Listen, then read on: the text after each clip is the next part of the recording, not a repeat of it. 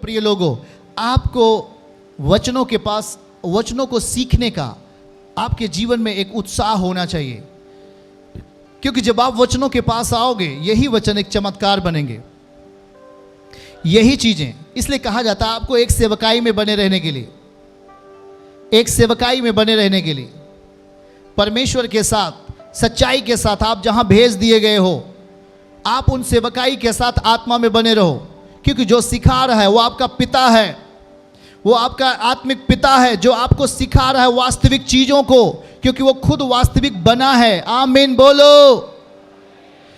पहले वास्तविक बनेगा तब दूसरों को वास्तविक बना पाओगे। आप कब तक झूठी बातों को कहोगे?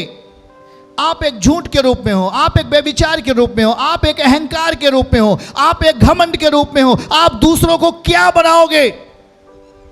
जो आप हो। इसलिए सुधार लाओ पहले अपने जीवनों में और सीखने का प्रयास करो, आत्मा के संरक्षण में रहने का प्रयास करो, आत्मिक अधीनता में आने का प्रयास करो।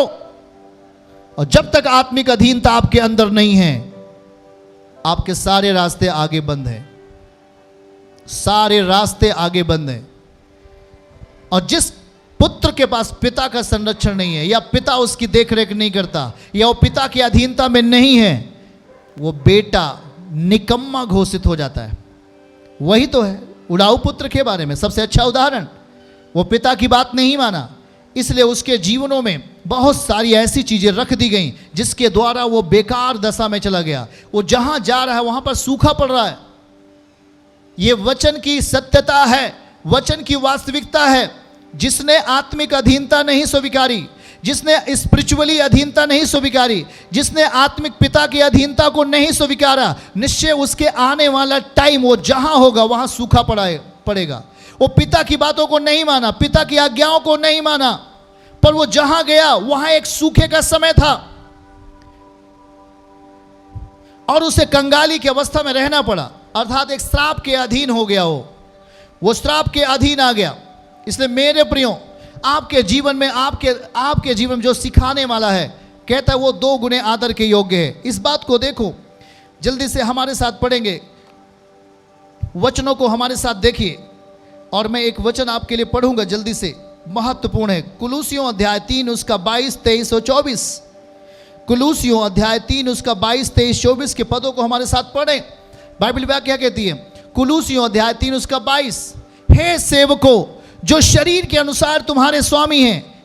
ये एक सारी चीजों को पूर्ण करते हुए और एक सच्चाई का मुहर लगाते हुए इन बातों को देखना है।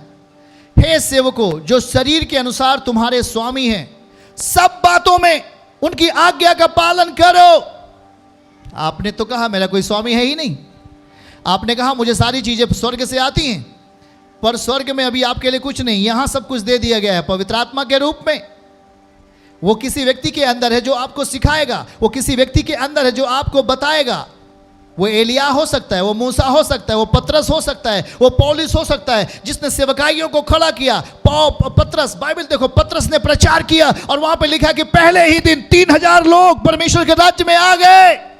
जो 3000 लोग परमेश्वर के राज्य में आ गए, वो क्या वहां आत्मा था? नहीं, वहां पतरस था। पतरस के अंदर आत्मा था। वो एक स्वामी के रूप में था दिखने वाले, और जो लोग सुन रहे थे वो उसकी अधीनता में थे। और इसलिए उन चीजों ने उन सबको अपने वश में कर लिया। परमेश्वर ने अपने पुत्र को वचन के रूप में भेजा और वह प्रकट हुआ देह में। हालेलुया। वो प्रकट हुआ देह में और लिखा सारी चीजों को अपने अधीन कर लिया। वो चाहे पृथ्वी की हो, चाहे स्वर्ग की हो, चाहे जमीन के अंदर की हो, चाहे आकाश की हो, और चाहे जो कुछ भी हो, सबको अपने अधीन कर लिया। यही तो पिता की असली महिमा है। यीशु के नाम में ताली बजा के परमेश्वर को महिमा दे। यही पिता की असली महिमा है। और समझो इसे, जो बाइबल आपको समझाने का प्रयास कर रही है। हे सेवकों जो शरीर के अनुसार तुम्हारे स्वामी हैं, सब बातों में उनकी आज्ञा का पालन करो।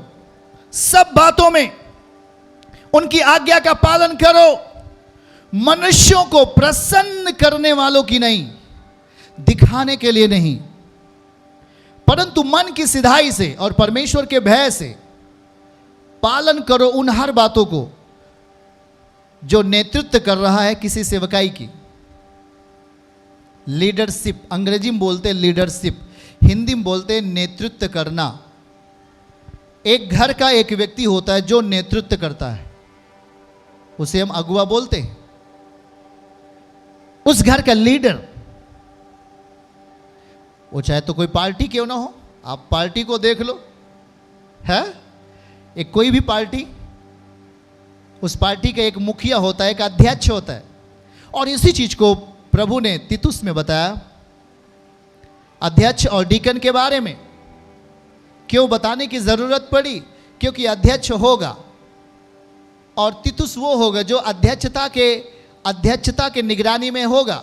डीकन जो अध्यक्ष होगा उन परिस्थितियों को अवगत कराएगा डीकनों को और उन्हें गलत दिशाओं से जाने से बचाएगा। और इसीलिए यहां पर यह बाइबल कुलूसियों 3:22 कहता है कि देखो जो शरीर के अनुसार तुम्हारे स्वामी हैं।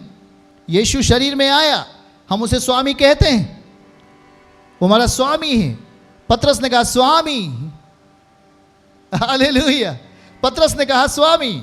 वो दिखने वाले शरीर के रूप में था, पर वो अब ना दिखने वाले आत्मा के रूप में, किसी व्यक्ति के रूप में रहता है जो सच्चाई के साथ नेतृत्व करता है, जो अपना जीवन बलिदान अवस्थाओं में लेके चलता है, जो संयम के साथ जिंदगी जीता है, वो उस व्यक्ति के अंदर होगा। आमीन बोलो, वो होगा, बोलो वो होगा। और यही कहता है कि जो शरीर के अनुसार तुम्हारे स्वामी हैं, उन सब बातों का आज्ञा का पालन करो। उनकी आज्ञा का पालन आपको वो समझा रहा है आत्मा के निर्देश में, आपको वो समझा रहा है आत्मा के नेतृत्व में, और कह रहा है मनुष्य को प्रसन्न करने वालों की तरह नहीं, पर कहता है मनुष्य को दिखाने के जैसा नहीं, परंतु मन की सिधाई से और परमेश्वर के भय से।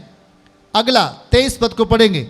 जो कुछ तुम करते हो तन मन से करो, यह समझ कर कि मनुष्य के लिए नहीं परंतु हम प्रभु के लिए करते हैं। अगर आप चाहे घर में हो आत्मिक अधीनता में हो, चाहे सेवकाई में हो, आपको आत्मिक अधीनता में काम दिया जाएगा, तो आप किसी मनुष्य के लिए काम नहीं करते हो, आप परमेश्वर के लिए काम करते हो। 24 और आगे बाइबल कहती है कि क्योंकि तुम जानते हो कि तुम्हें इसके बदले जो कुछ आप जहां रखे गए हो, चाहे आप एक डीकन के रूप में हो, सेवक के रूप में हो, या आप एक अध्यक्ष के रूप में रखे गए हो, तो लिखा है कि इसके बदले तुम्हें प्रभु से मिरास मिलेगी और तुम प्रभु मसीह की सेवा करते हो। आमीन बोलो हालेलुया। मेरे प्रभु के प्रिय लोगों, आपको आत्मिक अधीनता रहना अवश्य है। आपको परमेश्वर के राज्य में फलवंत होना अवश्य है। आप उसके बीज को अपने जीवन में फलवंत होने के लिए आत्मिक माहौल को तैयार करना अवश्य है। अगर आप उसे जो दे रहा है, अगर आपने देने वाले के ऊपर विश्वास नहीं किया, तो वो चीज़ जो दिया जा रहा है वो आपके जीवन में कैसे फलवंत होगा? मसीह देता है दानियल को, पिता ने दिया दानियल को, और दानियल ने जो चीज़ें कही वो एक राजा के लिए वास्तविक बन गया। अगर दानियल नहीं कहता या पतरस नहीं कहता लोगों से, तो 3000 लोग नहीं आ पाते परमेश्वर के राज्य में। आपको वास्तविक बातों को सोचना है और आपको इस अधीनता की बातों को लेके आना है, ताकि वो हर चीज़ें, देखो बीज बोने वाला बीज बोता है और फिर वो उस धरती को फाड़ देता है, और वो धरती अपने अंदर उस बीज को नम्रता पूर्वक उसे स्वीकार कर लेती है और वो एक शोभायमान धरती बन जाती है। आमीन।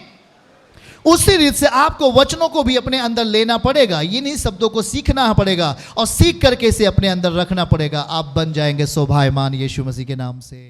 चर्च की सभी प्रार्थनाओं को और परमेश्वर के दास के द्वारा टीचिंग सुनने के लिए और अपडेट्स को जानने के लिए हमारे इस चैनल को सब्सक्राइब करें और साथ में बेल आइकन को जरूर दबाएं, ताकि जब भी लाइव प्रार्थना हो तो सबसे पहले आप देख सकें।